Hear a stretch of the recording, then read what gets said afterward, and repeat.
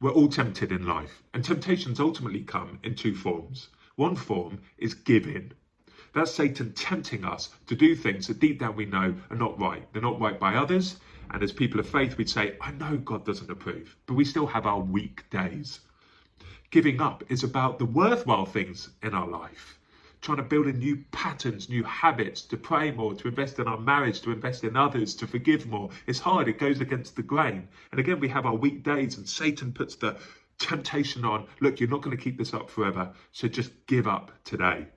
I think of temptation like a weight. I remember being down the gym once, a long time ago in High Wycombe. It was called Muscle Zone, the sort of place you might find Andrew Larkin, all the local nightclub bouncers would go there to get even bigger. And I went there and I got on the squat machine with my mate, Richard. Now, I was doing a few reps where you go up and down this bar across your back. But the thing about a squat machine is when it becomes too much, you can hit a little pedal between your feet. These prongs shoot out, it catches the weight, and then you can exit the machine safely. Anyway, I was showing off a bit, and then suddenly I didn't want attention because my legs went. I was crushed by this machine. I shot my heel out to try and get the prongs to come out to catch the weight. I missed the pedal and I just folded like a pack of cards. At this point, my mate Richard was the other side of the gym. I wanted him to come and rescue me, but I didn't want anyone else to see what had happened. So I sort of pushed my voice as quietly and forcefully as I could across the gym. Ah, Richard! Thoroughly embarrassing. Temptation is a weight. And when we get to this point of the Easter story, the Garden of Gethsemane, the word Gethsemane literally means the press. It's when the pressure is on. It was the press they used to press olives for the oil to come out. But at this point in Jesus' life, the pressure's on him literally. It's on him emotionally. We've seen him go through some challenges over 3 years, but now if there is a point where he's going to give in to Satan's temptation for the easy way out, if he's going to give up on this kingdom project, ultimately to save people like you and me who don't deserve it at the cross, that is a lot of love, a lot of patience, a lot of strength. If he is going to give in and give up, it's going to be now. Why don't we open our Bibles and read Matthew 26 for ourselves, and then I'll wrap this up. So let's read together from verse 36. Then Jesus went with his disciples to a place called Gethsemane, and he said to them, sit here while I go over there and pray. He took Peter and the 2 sons of Zebedee along with him, and he began to be sorrowful and troubled. Then he said to them, my soul is overwhelmed with sorrow to the point of death. Stay here and keep watch with me. Going a little further, he fell with his face to the ground and prayed, my Father, if it is possible, may this cup be taken from me, yet not as I will, but as you will. The cup representing the wrath of God, that he himself will drink to its dregs, taking the world's sin upon his shoulders. From verse 40, then he returned to his disciples and found them sleeping. Couldn't you men keep watch with me for 1 hour? He asked Peter.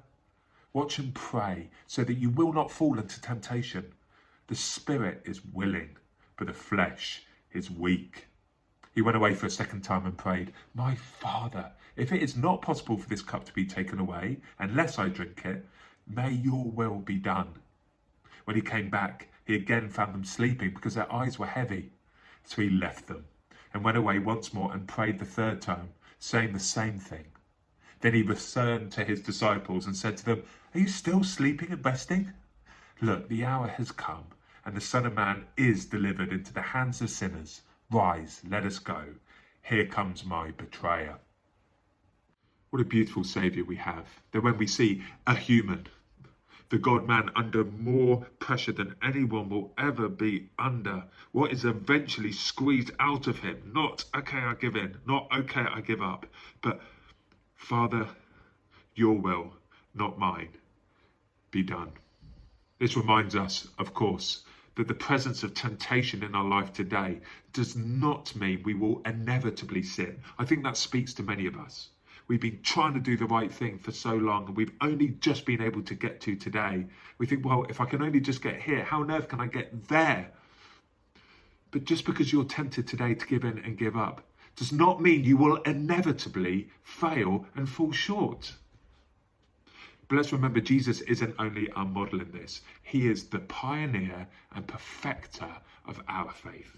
Jesus accomplished for us at that cross by then raising from the dead and then pouring out his Spirit, what we could never do for ourselves. And as he took weaker disciples, weaker brothers and sisters with him into that garden who had weak flesh, he takes more brothers and sisters like you and me into his presence today and speaks words over our life, which have really helped me when I've wanted to give in and give up. Like 1 Corinthians chapter 10, listen to this. No temptation has overtaken you except what is common to mankind. God's seen it all.